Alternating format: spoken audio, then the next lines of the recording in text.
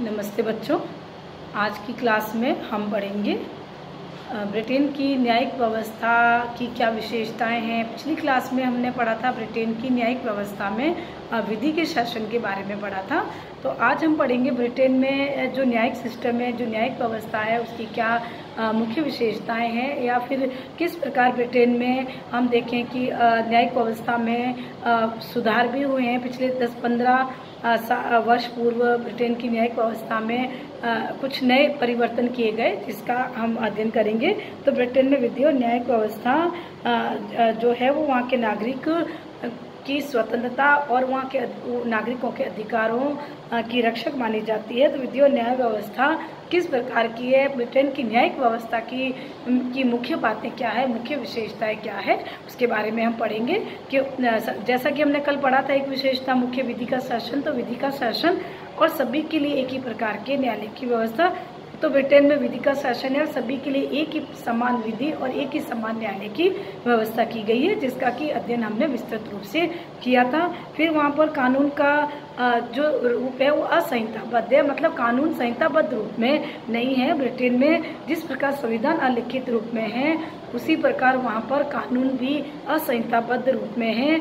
अधिकांशतः कानून के भाग का निर्माण किया गया है, इसलिए वो अधिकांशतः कानून का जो भाग है वो निर्मित नहीं है, उसका विकास हुआ, इसलिए वो संहिताबद्ध रूप में नहीं है। तो इस प्रकार ब्रिटेन में कानून जो है वो एक सामान्य कानून की तरह होता है और इस प्रकार उसको न्यायालय के निर्णयों के रूप में हम देख सकते हैं। तो इस आधार पर हम देखें कि न्यायाधीश जो भी निर्णय देते हैं वो एक प्रकार से सामान्य कानून का भाग होते हैं, या औचित्य के आधार पर उसके निर्णयों को महत्वपूर्ण माना जाता है। इस प्रकार ब्रिटेन में हम देखें कि संसदीय कानून जो है उस प्रदत्त व्यवस्थापन संसद का जो अधिकार क्षेत्र है वह एक प्रकार से बढ़ता जा रहा है। और एक प्रकार से हम देखें कि सामान्य कानून का जो एक निर्माण संसद करती है, और संसद ने जो विभिन्न रूप में उसके कानूनों का जो निर्माण हुआ उस हिसाब से देखें तो वर्तमान में ब्रिटेन में कानून का संहिताबद्ध रूप जो है वह महत्वपूर्ण रूप से उभर कर सामने आ रहा है। फिर दीवानी और फौजदारी कानूनों में वहाँ की न्यायिक व्यवस्था में भेद देखा जाता है। ब्रिटेन में दीवानी और फौजदारी जो न्याय है या न्यायिक प्रक्रिया, उसमें अंतर होता है। दीवानी कानून जो है वह एक प्रकार से समाज के लोगों के कर्तव्य अधिकार और उनके विवादों से जुड़ा होता है, और व्यक्ति जो है वह व्यक्तियों के द्वारा अभियोग लगाए जाते हैं, न कि स्वयं राज्य के द्वारा कोई पहल की जाती है। लेकिन फौजदारी कानून का संबंध पूरे समाज या राज्य से होता है, वो पूरे समाज और राज्य के विरुद्ध होते हैं। और फौजदारी कानून के अंतर्गत अभियोग या किसी प्रकार के मुकदमों का संचालन राज्य की ओर से भी किया जाता है। इस प्रकार हम देखें कि दीवानी और फौजदारी विवाद जो ब्रिटेन में है वो बिल्कुल अलग तरीके से होते हैं। फिर वहाँ पर न्यायपालिका की स्वतंत्रता है। ब्रिटेन में न्यायिक व्यवस्था स्वतंत्र और निष्पक्ष रूप से काम करती है, जो नागरिक अधिकारों और स्वतंत्रताओं की रक्षक मानी जाती है। हम देखते हैं कि ब्रिटेन में एक अलिखित संविधान है और वहाँ मौलिक अधिकारों की जो सुरक्षा है वो न्यायपालिका की स्वतंत्रता के आधार पर ही है। तो ब्रिटेन में न्यायपालिका स्वतंत्र और निष्पक्ष है। न्यायाधीशों की नियुक्ति जो है वो राजमुकुट या सम्राट द्वारा लॉर्ड चांसलर या फिर प्रधानमंत्री की सिफारिश पर की जाती है। और न्यायाधीश जो अनुभवी बैरिस्टर जो होते हैं उसको और नियुक्त किया जाता है। और न्यायाधीशों की नियुक्ति जो है वह सदाचरण के लिए होती है, मतलब कि सम्राट उन्हें आजीवन या सदाचरण तक पद पर रख सकता है, उसके बाद सम्राट द्वारा उसको पदच्युत किया जा सकता है। तो इस प्रकार हम देखें कि पदोन्नति की व्यवस्था भी वहाँ पर इस प्रकार की है कि न्यायाधीशों की निष्पक्षता और स्वतंत्रता पर कोई फर्क नहीं पड़ता। न्यायाधीशों को वेतन भत्तों की पूरी स्वतंत्रता और सुरक्षा दी गई है, ताकि न्यायाधीश स्वतंत्रता पूर्वक काम कर सके। तो इस प्रकार हम देखते हैं कि ब्रिटेन में न्यायाधीशों के विरुद्ध किसी भी प्रकार का भ्रष्टाचार या पक्षपात या राजनीतिक पक्षपात के आरोप कभी नहीं लगाए जाते हैं। तो इस प्रकार हम देखें कि ब्रिटिश न्यायपालिका की स्वतंत्रता में एक कमी बताई गई थी, वह यह था कि ब्रिटेन में किसी प्रकार का जो मंत्रिमंडल का जो सदस्य होते थे वो अब अंतिम अपीलीय न्यायाधीश जो लॉर्ड चांसलर होता था, जो लॉर्ड सभा का सदस्य भी होता था, तो वो एक अंतिम अपीलीय न्यायालय के रूप में लॉर्ड सभा वहाँ काम करती थी। लेकिन ब्रिटेन में सबसे बड़ा सुधार इस कमी को दूर करते हुए यह किया गया 2005 में कि वहाँ पर एक नया संवैधानिक सुधार जो कानून बना था उसमें उस स्थिति को बदल दिया गया है, जिसमें कि हम देखते हैं कि 2005 में ब्रिटेन में एक सर्वोच्च न्यायालय और इस सर्वोच्च न्यायालय की एक स्थापना या गठन किया गया और उस सर्वोच्च न्यायालय में मुख्य न्यायाधीश सहित 12 न्यायाधीश होते हैं। इस प्रकार हम देखें कि सर्वोच्च न्यायालय को कार्यपालिका के हस्तक्षेप से पूर्ण रूप से स्वतंत्र रखा गया है। तो हम यहाँ देखते हैं कि जो अपीलीय न्यायालय के रूप में, जो अंतिम न्यायालय के रूप में जो लॉर्ड सभा थी, जिसमें कि मंत्रिमंडल के जो सदस्य हैं जिसको लॉर्ड चांसलर कहा जाता था, वो इसमें मुख्य न्यायाधीश की भूमिका निभाते थे। तो इससे न्यायपालिका की निष्पक्षता पर असर पड़ता था। तो उसी को दूर करने के लिए ब्रिटेन में सर्वोच्च न्यायालय की स्थापना की गई। इस प्रकार न्यायपालिका की स्वतंत्रता को और मजबूत बनाया गया है। फिर वहाँ न्याय विभाग जो सुव्यवस्थित रूप से संगठित है, तो ब्रिटेन में न्याय व्यवस्था एक सुव्यवस्थित संगठन के रूप में काम करती है और वर्तमान में 2005 के संवैधानिक सुधार अधिनियम के द्वारा भी उसके और मजबूत संगठित बनाने का प्रयास किया गया। सर्वोच्च न्यायालय की स्थापना के साथ साथ उसमें 5 प्रकार के अन्य न्यायालय भी स्थापित किए गए जो एक साथ एक संगठन में बंधे हुए हैं। इस प्रकार हम देखें कि सर्वोच्च न्यायालय का एक मुख्य न्यायाधीश होता है जो इन सभी न्यायालयों को एक प्रकार से संचालित करता है, निर्देशित करता है। फिर सबसे बड़ी विशेषता जो हमने संविधान की विशेषताओं में पढ़ी थी, ब्रिटेन में न्यायिक पुनरावलोकन का अभाव है। वहाँ न्यायपालिका के पास भारत में जैसे न्यायपालिका न्यायिक पुनरावलोकन की शक्ति का प्रयोग करती है, अमेरिका में करती है, लेकिन ब्रिटेन में न्यायपालिका न्यायिक पुनरावलोकन की शक्ति का प्रयोग नहीं करती। यानी कि वो सर्वोच्च न्यायालय जो है वो व्यवस्थापिका द्वारा बनाए हुए कानूनों को अवैध घोषित नहीं कर सकती। तो इस प्रकार न्यायपालिका वहाँ पर संविधान की संरक्षक नहीं है, क्योंकि वहाँ संसद की सर्वोच्चता है, इसलिए न्यायपालिका को शक्तियाँ प्राप्त नहीं है। वो संसद द्वारा पारित किसी भी कानून की संवैधानिकता की जांच का अधिकार वहाँ की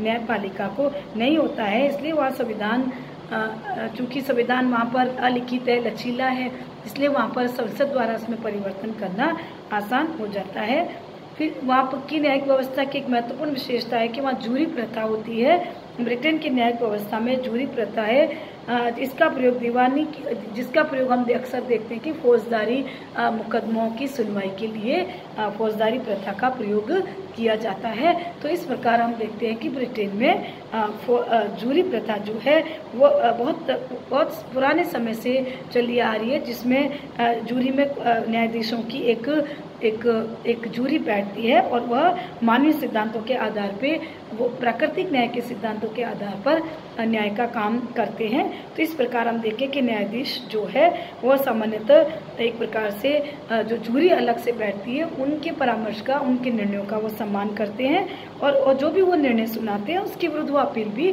नहीं करते हैं। तो इस प्रकार की जूरी प्रथा इसलिए वहाँ पर स्थापित की गई है ताकि न्याय में मानवीय पक्ष और दया का, विनम्रता का पक्ष या प्राकृतिक न्याय का पक्ष भी आ जाए। तो इस प्रकार हम देखें कि ये जूरी प्रथा जो है एक प्रकार से नागरिक अधिकारों, स्वतंत्रताओं के लिए एक महत्वपूर्ण प्रयास है ब्रिटेन में। इस प्रकार ब्रिटेन की जूरी हम देखें, जूरी प्रथा एक निष्पक्ष और एक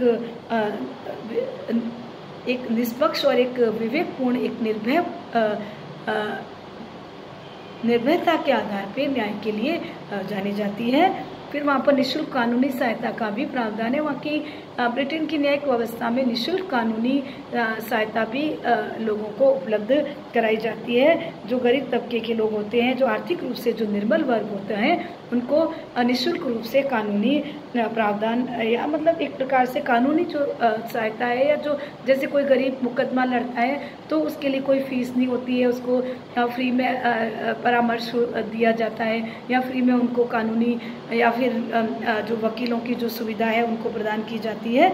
इसमें हम देखते हैं कि दीवानी मामलों में भी हम देखें या फिर अन्य मामलों में भी देखें तो निःशुल्क कानूनी सहायता का प्रावधान ब्रिटेन में किया गया है।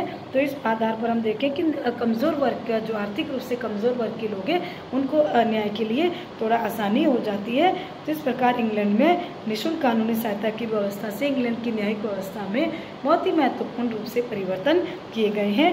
फिर वहाँ पर न्यायपालिका नागरिकों की स्वतंत्रता की और अधिकारों की रक्षक मानी जाती है। जैसा हमने पहले पढ़ा पूर्व में कि ब्रिटेन में चूँकि लिखित संविधान नहीं है इसलिए वहाँ पर जो नागरिक मौलिक अधिकार और स्वतंत्रताओं का प्रयोग करते हैं वो न्यायपालिका के उस आधार पर ही करते हैं। ब्रिटेन में आज नागरिक भले ही लिखित संविधान नहीं है, भले ही वहाँ मौलिक अधिकारों की लिखित व्यवस्था नहीं है, लेकिन वहाँ के नागरिक अन्य देशों से भी ज़्यादा अधिकारों का और स्वतंत्रताओं का प्रयोग करते हैं। और उसी आधार पर ही हम देखें कि न्यायपालिका बंदी प्रत्यक्षीकरण परमादेश प्रतिषेध वगैरह अधिकार प्रचार जैसी रिट्स का प्रयोग करती है नागरिकों के अधिकारों और उनकी स्वतंत्रताओं की रक्षा के लिए।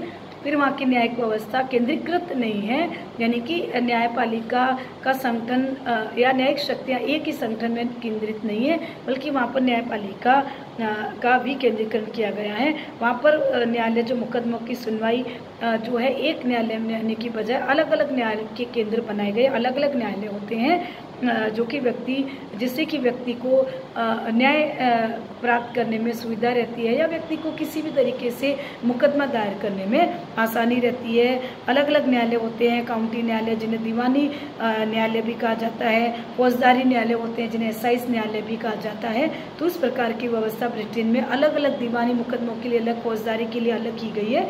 और इस प्रकार ये न्यायालय जो है अपने अपने क्षेत्रों में अपने अपने नगरों में मुकदमे सुनते हैं और इस आधार पर उन्हें क्वार्टर सेशंस न्यायालय भी कहा जाता है। तो इस प्रकार ब्रिटेन पूरे में एक विकेंद्रीकृत न्यायालयों की जो व्यवस्था की गई है वो एक बहुत महत्वपूर्ण व्यवस्था है।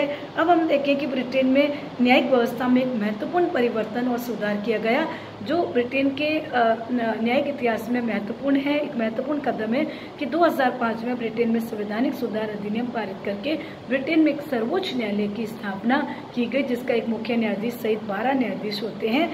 ये ब्रिटेन की न्यायिक व्यवस्था में एक महत्वपूर्ण परिवर्तन है, क्योंकि ब्रिटेन में सर्वोच्च न्यायालय की स्थापना कार्य एक महत्वपूर्ण विचार था कि ब्रिटेन में पुरानी जो न्यायिक व्यवस्था है उसको सुधारने के लिए, क्योंकि वो वर्तमान बदलती परिस्थितियों के अनुकूल नहीं थी, इसलिए ब्रिटेन में एक सर्वोच्च न्यायालय की स्थापना का प्रावधान किया गया। क्योंकि ब्रिटेन में हमने जैसा पढ़ा अभी कि सबसे बड़ी कमी यह थी न्यायिक निष्पक्षता या न्यायिक व्यवस्था में कि वहाँ पर लॉर्ड सभा जो अपील का अंतिम न्यायालय थी वो निष्पक्षता पूर्वक काम नहीं कर पाती थी और वो कार्यपालिका से जुड़ी हुई थी, क्योंकि उसमें मंत्रिमंडल के जो सदस्य थे वह न्यायाधीश का काम करते थे। तो इस प्रकार हम देखें कि ब्रिटेन में व्यापक विचार विमर्श के तौर पर एक प्रकार से जो लॉर्ड चांसलर की जो एक प्रिवी काउंसिल न्यायिक परिषद की जो अपीलीय जो न्यायालय की व्यवस्था थी उसको वहाँ पर समाप्त करके भारत या अमेरिका की तरह एक सर्वोच्च न्यायालय की वहाँ पर स्थापना की गई। और इस प्रकार हम देखें कि संसद में एक अधिनियम लाया गया और उस अधिनियम के आधार पर ही वहाँ पर सर्वोच्च न्यायालय की स्थापना 24 मार्च 2005 को की गई। इस प्रकार ब्रिटेन में न्यायिक व्यवस्था में एक नए युग की एक नए परिवर्तन की शुरुआत की गई। तो व्यवस्थापिका और कार्यपालिका से बिल्कुल पृथक एक जो न्यायालय की वहाँ स्थापना की गई है वह न्यायपालिका की स्वतंत्रता और निष्पक्षता के लिए ही की गई है। तो इस प्रकार हमने पढ़ा कि किस प्रकार ब्रिटेन में न्यायिक व्यवस्था में सुधार के प्रयास भी हुए हैं। अब हम थोड़ा सा इसको संक्षिप्त में पढ़ेंगे अगली क्लास में कि किस प्रकार वहाँ सर्वोच्च न्यायालय का गठन हुआ और उसके क्या क्या कार्य या क्या क्षेत्राधिकार है या किस प्रकार उसके शक्तियों का निर्धारण किया गया है। धन्यवाद।